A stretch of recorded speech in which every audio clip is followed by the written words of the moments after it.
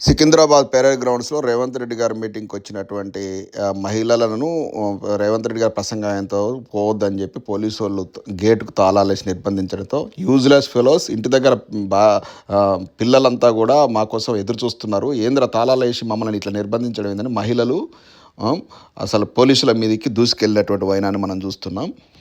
ఇలా జరుగుతుంది మన కాంగ్రెస్ ప్రభుత్వ పాలన.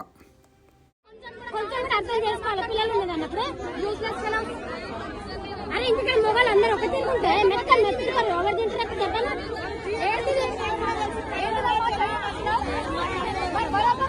అవును ఎవరికైనా